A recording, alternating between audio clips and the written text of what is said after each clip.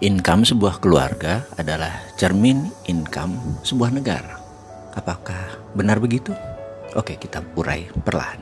Dalam ekonomi versi keluarga ada dua tipe keadaan ekonominya, yaitu ekonomi lagi bust atau negatif dan ekonomi yang lagi boom atau positif. Kalau ada sebuah keluarga misalnya, sumber pemasukannya hanya dari suami yang bekerja sebagai pegawai, mempunyai banyak hutang di warung, rumah masih ngontrak, maka keluarga itu punya masalah keuangan atau disebut ekonomiknya bust. Ditambah lagi mereka yang mengkredit rumah yang belum lunas dan pendapatannya hanya bergantung dari kantoran tadi. Nekat ngambil kredit mobil, menambah kredit mereka. Sebentar lagi pasti jebol itu perekonomian keluarga tersebut. Bahkan bukan sekadar jebol perekonomian, bisa bubar hubungan pernikahan mereka. Percaya deh. Karena bakal ada kata-kata yang mereka katakan jatuh cinta pakai perasaan tapi mempertahankannya pakai penghasilan. Karena penghasilannya nggak ada, bagaimana bisa mempertahankan cinta? Bubarlah keluarga tersebut. Itu kalau ekonominya lagi bust. Teori klasik dalam bangun ekonomi rumah tangga untuk keluar dari ekonomi bust adalah dengan menambah cash flow atau uang masuk. Kalau suaminya bekerja, maka bagaimana sekarang istrinya membantu income keluarga tersebut, misalnya menjadi broker properti atau jual tanah. Hal ini membuat satu rumah tangga tersebut punya peluang dua macam pendapatan. Satu dari pendapatan suaminya, kedua dari pendapatan istrinya yang berbisnis properti atau menjadi sales properti. Lalu suaminya tadi mempunyai keterampilan, yaitu bisa mengajar silat atau punya ilmu bela diri silat. Sehingga seminggu 2 kali dia menyempatkan pulang kantor mengajar silat. Suami tersebut mendapatkan 2 sumber pendapatan saat ini, ditambah yang ketiga yaitu istrinya.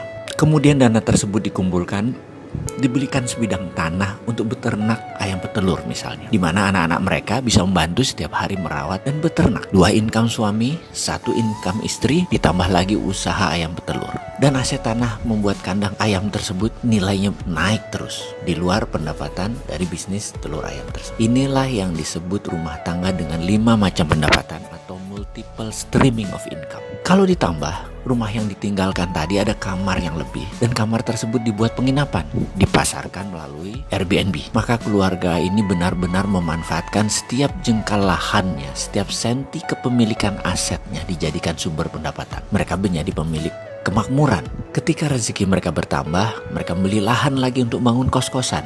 Bulanannya aset tanah tersebut membuat pendapatannya 2 dari 1 aset. 1 dari nilai bangunan, 2 dari pendapatan kos-kosan. Keluarga ini dalam keadaan multiple income dan mereka bisa dikategorikan lagi boom ekonominya. Pada saat lagi boom tersebutlah baru mereka membangun proyek jangka panjang, ditambah lagi kos-kosannya, ditambah lagi propertinya. Itu adalah strategi ekonomi kalau lagi boom. Janganlah coba mengembangkan bisnis atau usaha selagi ekonomi bust. Nggak akan pernah bisa terbayar balik. Bahkan kalau anggaran pendapatannya tersebut kurang dan belanjanya lebih, sisanya masih masih harus berhutang, nggak akan pernah bisa selesai masalah tadi jika tidak keluar dengan menciptakan multiple streaming of income. Itulah solusi jika kita dalam keadaan ekonomi bust. Sekarang kita tanya, Indonesia ini ekonominya lagi boom atau lagi bust?